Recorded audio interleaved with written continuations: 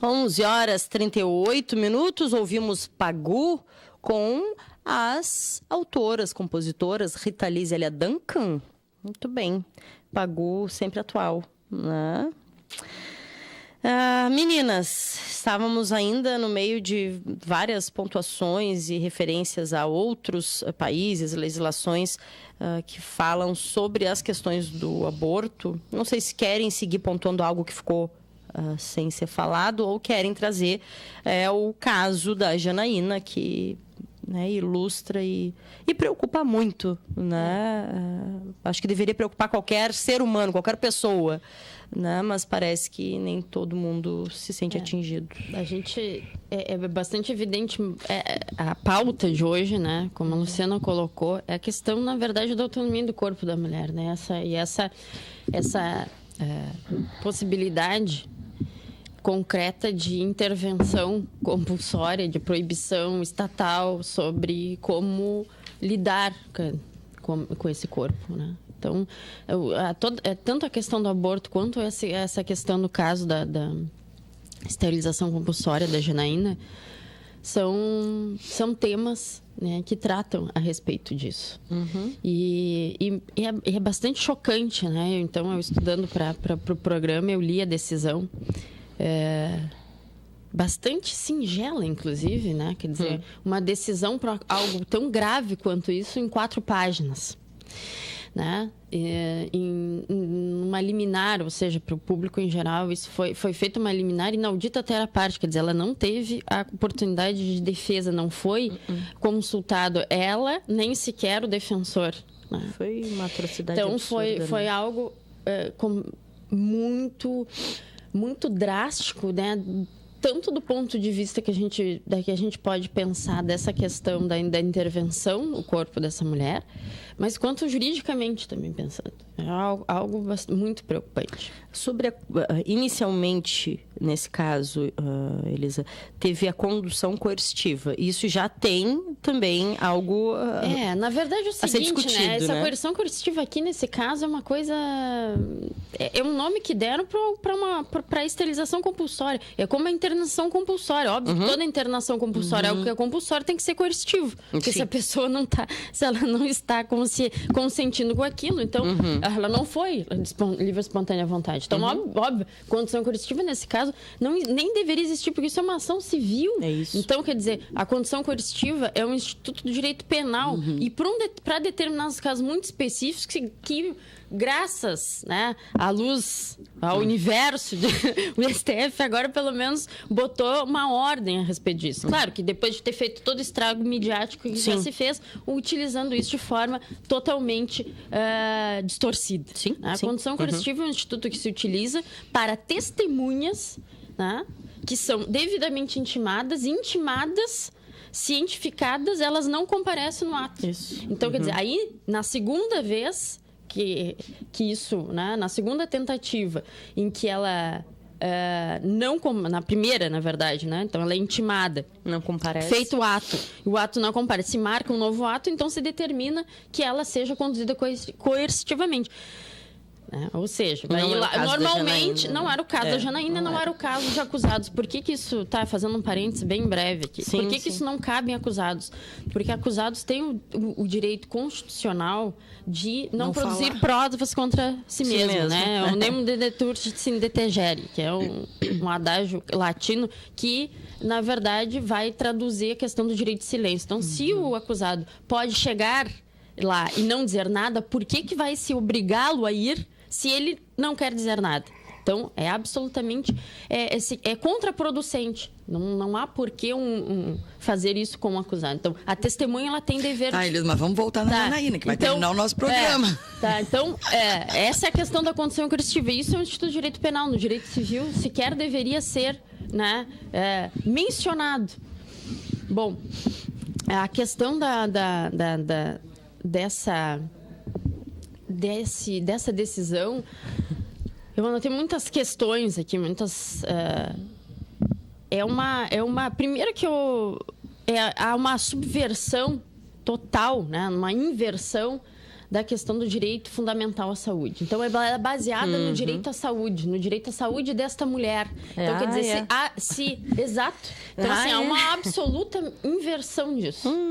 Quer dizer, então, é como se... sempre, a gente lembra sempre... eu lembro sempre das minhas aulas com o Saulo de Carvalho, que ele a todo momento ele falava, citava o Freud, né? Quem me livra da bondade dos bons. Então, é isso. É a história, é tentar, né, justificar a atrocidade com uma moralidade, com uma bondade dessa. Quer dizer, então o juiz, o Ministério Público, o Estado estavam fazendo um bem para esta mulher, obrigando. Mas essa é a tônica do Estado, exato, elas estavam, do direito, né? Elas estavam eles estavam zelando pela saúde desta mulher. Então foi baseado na saúde fundamental, que cinismo, fundamental, né? da mulher. Mas o aborto hipocrisia. não pode ser... E é isso, e aí outra coisa... Regulamentado com esse mesmo argumento. Outra coisa que eu lembrei, gurias, tá? Quantas mulheres jovens, antes dos, se não me engano, 27 anos... 25. Têm filhos no momento... Ou antes, ou depois, enfim. Mas não é permitido a mulher fazer qualquer procedimento, laqueadura... Sem consentimento. Não, antes dos 25 anos. Antes dos 25 anos. Sem consentimento do cônge.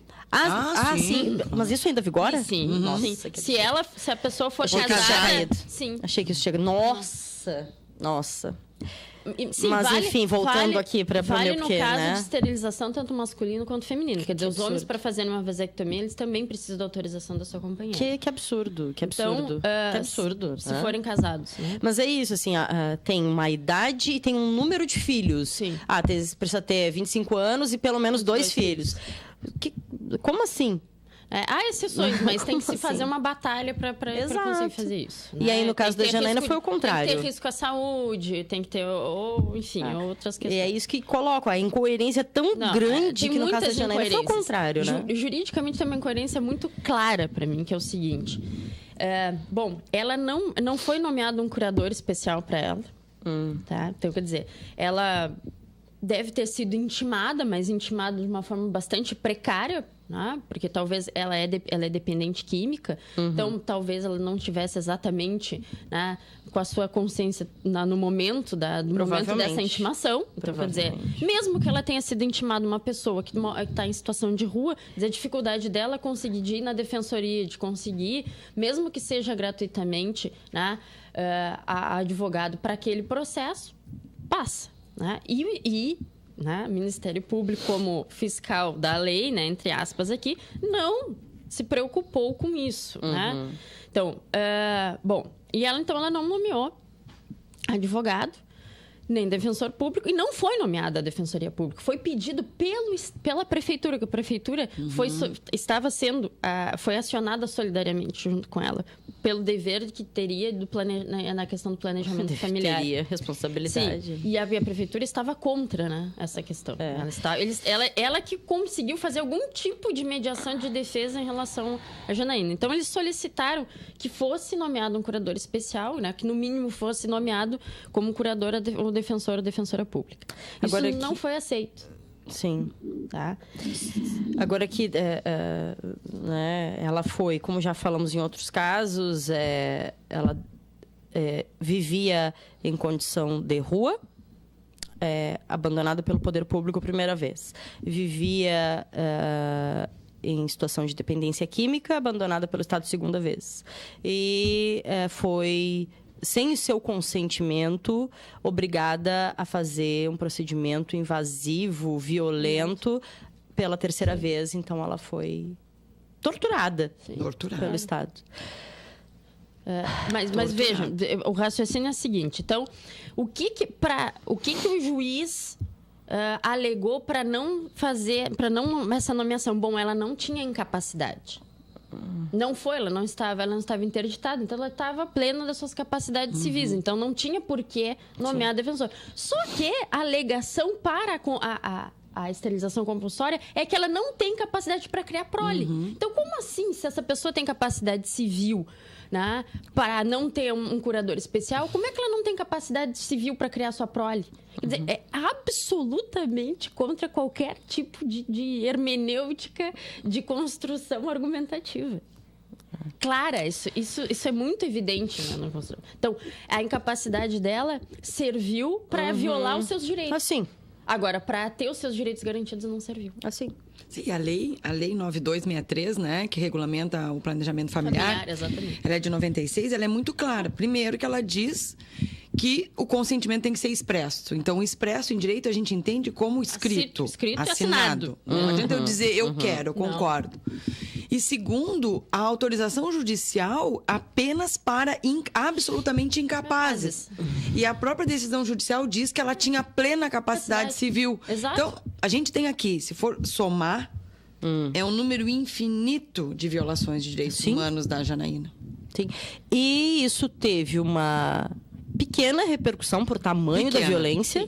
E hoje não se fala mais nisso. E, Deca, eu acho que a gente poderia fazer um programa só sobre a questão do papel do psicólogo nessa questão. Sim, porque eu li o laudo psicológico é outra coisa bizarra. Eu tenho pensado muito, né? Há algum tempo existia todo um movimento da questão do Conselho Regional de Psicologia contra a questão dos laudos, né? Para os laudos criminológicos na questão da execução penal, enfim.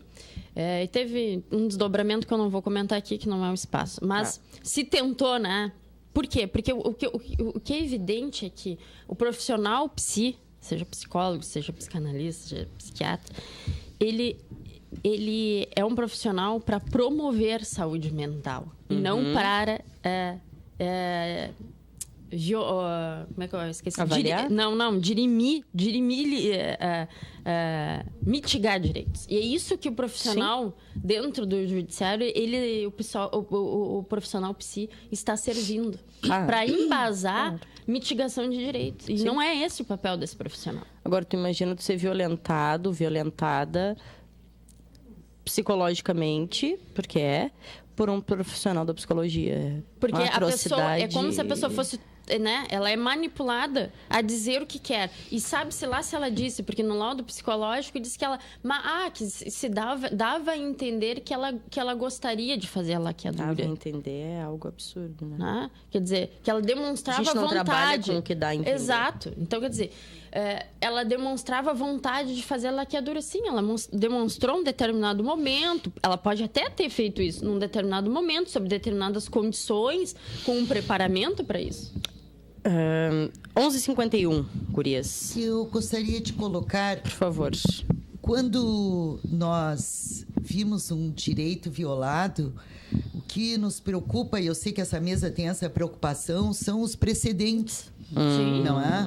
Eu lembro bem uma situação quando eu era estudante de direito, lá no meu segundo ano, em que houve uma situação séria aqui na cidade de Rio Grande, e alguns estudantes defendiam que a cidade enfrentava problemas tão sérios ou maiores do que o presídio estava enfrentando, e por que a cidade estava também priorizando a questão do presídio. E nesse debate tinha um promotor aqui da cidade, que ainda permanece, que ele disse que quando nós atacamos determinados setores, nós estamos retirando direitos e não a manutenção do próprio direito.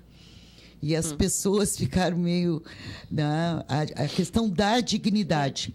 Então, quando se há precedentes em que a dignidade de seja qual for o ser humano esteja sendo violada, nós temos que pensar, enquanto pessoas, enquanto mulheres, quando é que vão tirar os nossos também.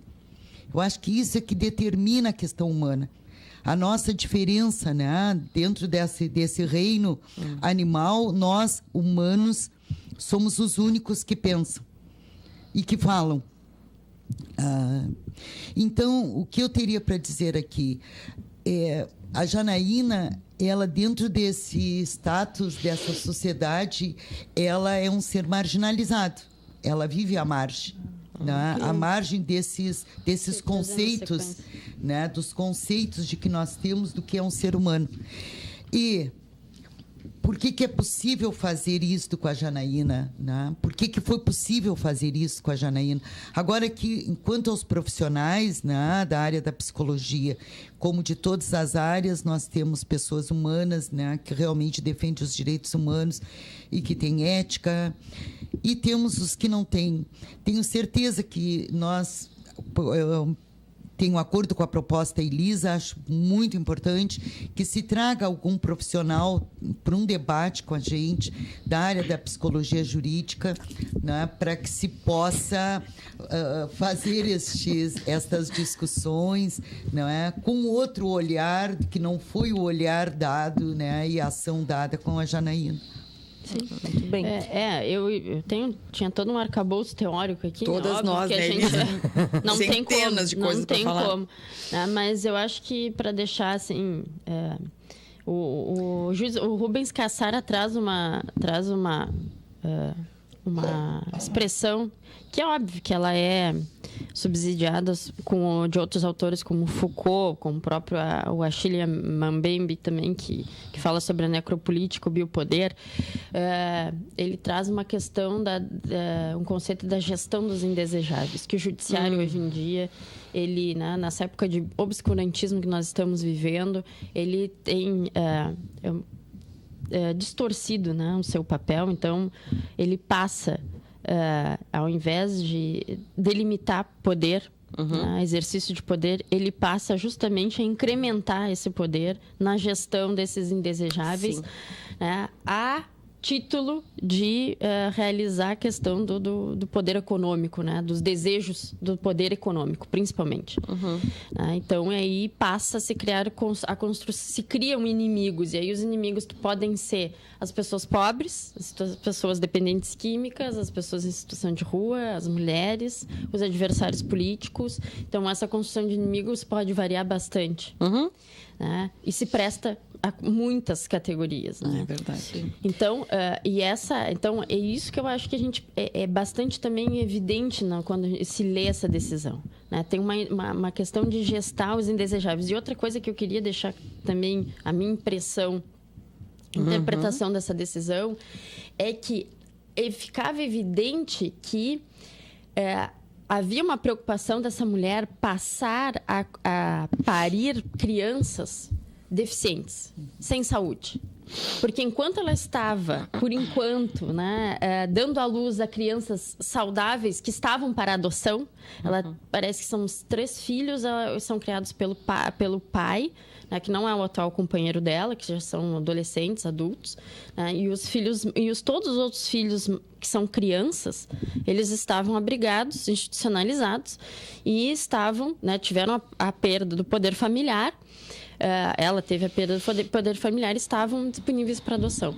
Então, assim, é subjacente, assim, é velado, né, no discurso dessa decisão, que essa mulher, a qualquer momento, pela debilidade da saúde dela, né, que ela começasse a, então, dar à luz a crianças mais indesejáveis ainda, né, dentro dessa expressão.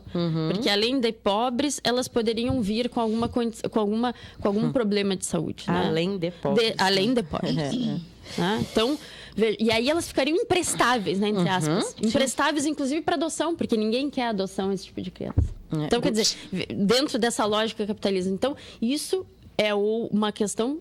É a gestão dos futuros indesejáveis. Vejam a que ponto a gente tá chegando. Sim. Nessa questão. Gurias, 11h57. Só vou pontuar uma coisa que acabei de compartilhar na página do Paralelo 30. Transmissão ao vivo que está acontecendo da página Brasil de Fato.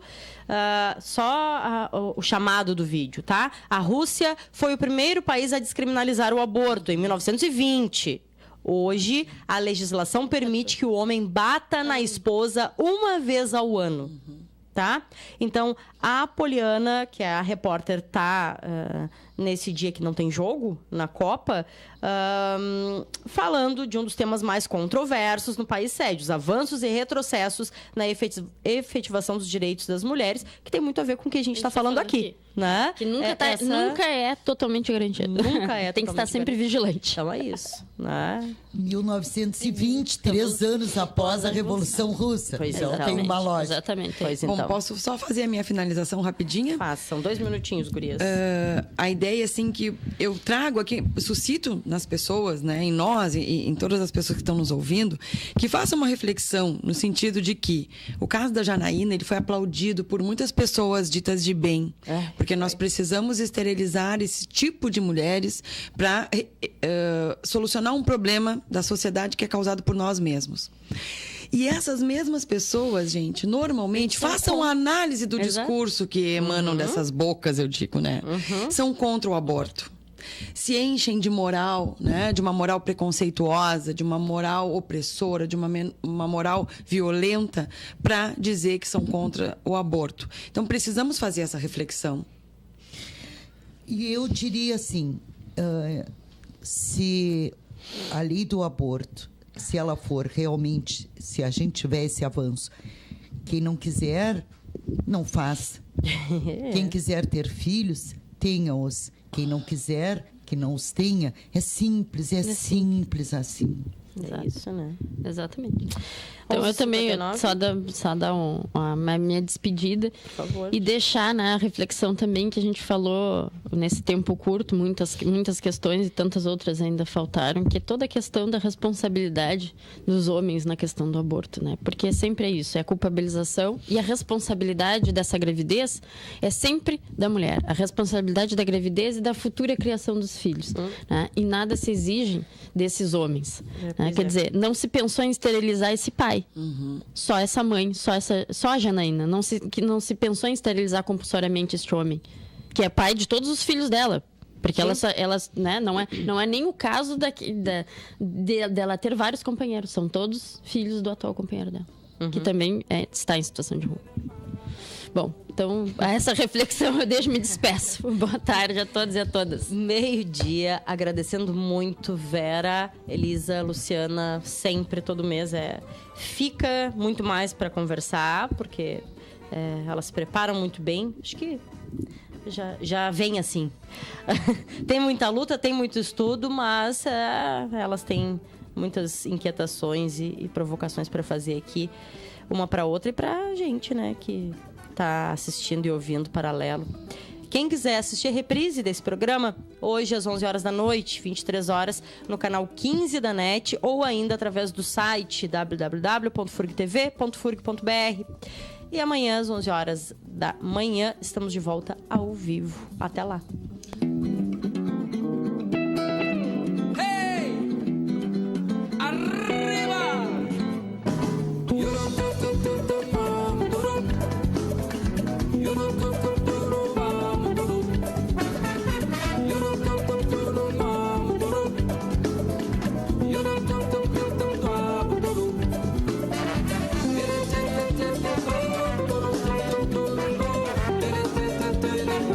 No